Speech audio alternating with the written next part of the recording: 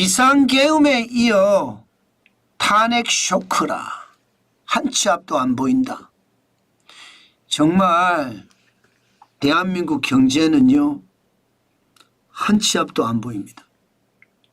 윤석열 대통령이 비상계엄을 선포했다가 해제했잖아요. 이를 두고 야당은요, 탄핵 소추안을 국회에다가 제출을 했고요. 보고까지 끝낸 상태예요. 이제 내일이면 탄핵 소추안에 표결이 붙여질 겁니다. 물론 거기서 부결이 나면 다시 탄핵 소추안을 또 올린다고 이야기합니다. 뭐 지금까지 계속해서 탄핵하는 거 보셨잖아요. 뭐 26번인가요? 탄핵을 했다고 하나요? 예, 그만큼 말입니다. 탄핵 소추안을 계속 올리면서 지금 전국은 굉장히 급냉이 될 거고요. 정치적 혼란은 박근혜 대통령 탄핵 때와 거의 비슷하게 혼란이 올 겁니다. 이것은 결국 사회적 혼란을 야기시키거든요. 사회적 혼란까지 오게 되면 여러분, 시장은요, 한 치 앞을 내다볼 수 없는 아주 굉장히 불확실성이 강한 어떤 상황을 연출할 겁니다. 제가 오죽했으면 한 치 앞도 안 보인다고 했을까요? 당장 말입니다. 국회에서 논의되고 있는 모든 것들이 올스톱입니다. 올스톱. 당분간은 올스톱이에요. 비상계엄과 탄핵 사태에 경제 과제들이 다 흔들린다는 거예요. 당장 반도체 AI 지원만 하더라도 야당이 감액 예산 부의를 해서 지금 미반영시키고 있거든요. 그럼 보조금 지원 안 된다는 거예요. 전 세계는 지금 보조금을 줘서 반도체의 경쟁력을 살린다, AI의 경쟁력을 살린다, 난리도 아니잖아요. 그런데 지금 대한민국은 그조차 할 수 없다는 이야기죠. 그냥 정지의 정지, 멈춤 상태가 된다는 거예요. 상법 개정안 마찬가지가 될 겁니다. 아마 상법 개정안의 핵심이 이게 이사의 충실의 의무가 핵심인데, 이사는 회사에 충성만 하느냐 아니면 주주에게도 충성하느냐, 요 범위를 확대해 나가는 거거든요. 아마 야당 안대로 될 가능성이 굉장히 높죠. 그동안은 말입니다. 상법을 개정하지 않고 자본시장법을 개정을 해서 부작용을 최소화하겠다 이야기를 했지만 이것도 논의가 어렵게 됐습니다. 또 그동안 윤석열 정부가 4대 개혁을 추진해 왔습니다. 연금이고 노동이고 교육이고 의료고 개혁을 추진해 왔습니다. 이것 아마 자초될 위기에 처해졌습니다. 그러면 정부가 아무것도 할 수 없는 식물정부가 됐다는 뜻인가요? 아마도 그렇게 된다고 보는 거죠. 여기다가 각종 세법 개정안 처리가 불가할 겁니다. 이렇게 되면 상속세든 증여세든 뭐 법인세든 할 수 있는 게 아무것도 없습니다. 그러면 지금 경제는 굉장히 어렵잖아요. 계속해서 어려워져 왔거든요. 여러분도 알다시피 지금 문재인 정부 때 경제정책이 그대로 이어지는 게 너무너무 많습니다. 그래서 경제가 꽉 막혀 있습니다. 최저임금은 최저임금대로 올라가죠.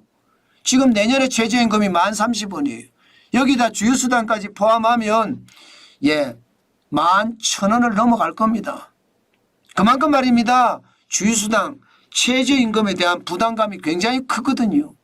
그래서 업종별로 지역별로 좀 차등화를 해달라 이런 얘기를 했지만 이건 물 건너갔습니다. 이제 주 52시간제, 주 68시간제가 어느 날 주 52시간제가 됐단 말입니다. 하루에 16시간이 일주일이죠. 일주일이 16시간이 갑자기 날아갔어요. 갑자기. 이것도 어떻게 일 더 하고 싶은 사람들에게는 일 더하게 좀 바꿔달라 이야기를 했지만 이것도 물 건너갔습니다. 중대재해기업처벌법, 이건 너무 가혹하다 이거예요. 이것 때문에 기업 경영이 위축된다 이런 이야기를 하고 있거든요. 이것도 좀 사리에 맞게끔 좀 형평성을 맞추자 이런 이야기 해왔는데 이것도 이제 물 건너갔습니다. 그러면 여러분 도대체 될 수 있는 게 뭐가 있겠습니까? 될 수 있는 게 아무것도 없습니다. 불확실성은 굉장히 높아졌고요. 결국 말입니다. 식물정부가 되고 야당이 당연히 말입니다. 나라를 다스리는 그런 모양새가 되는데 야당이 나라를 다스릴 수는 없잖아요. 정부는 정부대로 있는 거 아니에요. 그러면 야당은요. 감사원장을 탄핵을 하고 있으니까 감사원장 탄핵한 다음에 거기에 감사원장을 자기 편 사람을 세운 다음에 아마 윤석열 정부를 감사하려고 들겠죠. 엄청나게 감사를 하려고 들 겁니다. 그렇게 되면 흔들리는 것은 자명합니다. 굉장히 크게 흔들릴 겁니다. 그런 모든 것들이 결국 말입니다. 시장에 굉장히 큰 위협이 되는 거고 그런 위협들이 결국 말입니다. 외국인들 투자자들에게는 아마도 말입니다. 불안한 어떤 상황을 연출할 겁니다. 아마 여러분들도 아시겠지만 그 불안한 상황은 생각했던 것보다가 더 위험한 수준으로 갈 수도 있습니다. 투자자들이 말입니다. 탈출을 한다는 것은 그만큼 위험이 뒤따를 수 있거든요. 여기에 가장 위험한 게 결국은요. 국가신용등급 아니겠습니까? 지금 국가신용등급이 저는 지금 현재까지는 위태위태하다 이야기는 안 했습니다. S&P 세계적인 세계평가기관이 국가신용등급에 문제없다. 지금 우리는 AA 3등급이거든요. 위에서부터 세 번째입니다. AA 등급을 받고 있습니다.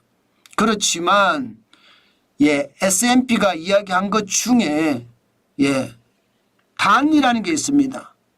투자자들은 투자를 좀 주저할 수도 있다는 이야기가 있습니다. 이게 문제죠. 게다가 S&P만 국가신용등급을 매기는 게 아니잖아요. 세계 3대 신용평가기관이 있잖아요.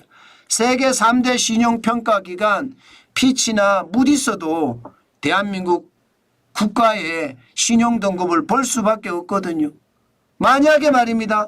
피치나 무디스가 국가신용등급 전망을 안정적으로 잡아놓고 있지만 이게 만약에 부정적으로 잡아놓으면 어떻게 될까요? 그러면 등급이 떨어질 수도 있다는 거잖아요. 이런 위험이 굉장히 크다는 거예요. 지금 대한민국의 상황 자체가 이 국가신용등급 진짜 위험하게 느껴지는 거거든요. 제가 한 치 앞도 안 보인다 이야기한 것은요. 자신에서 국가신용등급이 안 떨어진다고 이야기는 하지만 지금 외국인들이 탈출하는 모습을 보면 이게 장난이 아니거든요. 그동안 외국인들은 계속 들어왔어요. 2023년 11월부터 2024년 7월까지는 31조 8,170억 원을 투자하면서 들어왔습니다. 그러다가 8월, 9월, 10월, 11월 4개월 동안 적어도 말입니다. 19조가량이 지금 빠져나갔거든요. 그런데 12월에 좀 들어오는가 싶었는데 탄핵 정국이 만들어지고 아마 외국인들은 당분간 빠져나갈 수도 있을 겁니다. 지금 12월 달에 현재까지는 3,379억 원을 사들이고 있지만 과연 언제까지 사들일까? 이것도 생각을 해야 된다는 뜻입니다. 그만큼 말입니다. 시장의 위험성은 굉장히 크다는 뜻입니다. 자, 그러면 앞으로 한 치 앞도 안 보이는데 과연 어떤 일이 벌어질까요? 대통령 탄핵 정국 때 상황을 보면 말입니다. 기본적으로 노무현 대통령 때는요. 2024년 2월 24일부터 그때가 탄핵 논의가 됐었거든요. 2024년 5월 14일 기각이 될 때까지 11.11%가 떨어졌습니다. 그 당시에는요. 중국 정부가 인플레이션을 이유로 긴축 정책까지 폈을 때예요. 그러니까 더 많이 떨어진 거죠. 박근혜 대통령 때는 좀 올라갔습니다. 2016년 12월 9일 탄핵 발의를 할 때부터 시작을 해서 2017년 3월 10일 파면에 이르기까지 3.26% 올라가기도 했습니다. 그 당시하고 지금하고 좀 비슷한 양상은 있습니다. 2016년 11월 9일에 도널드 트럼프 전 트럼프가 미국 대통령에 당선됐던 해이기도 하거든요. 그렇기 때문에 지금 윤석열 대통령 2024년 12월 4일 탄핵 발의가 이루어졌습니다. 앞으로 이제 가결이 되든지 또 헌법재판소에 아마 논의가 되는 것 거기까지 간다 그러면 시간이 많이 걸릴 겁니다. 일단 가결이 되는 게 문제겠죠. 가결이 된다고 하면 아마 시장이 어떻게 변할지 현재까지는요 1.44% 코스피가 떨어지고 있습니다. 2024년 11월 5일에 도널드 트럼프 미국 대통령도 당선이 됐던 게 박근혜 대통령 탄핵 때하고 비슷하거든요. 그것까지 감안을 해보면 말입니다.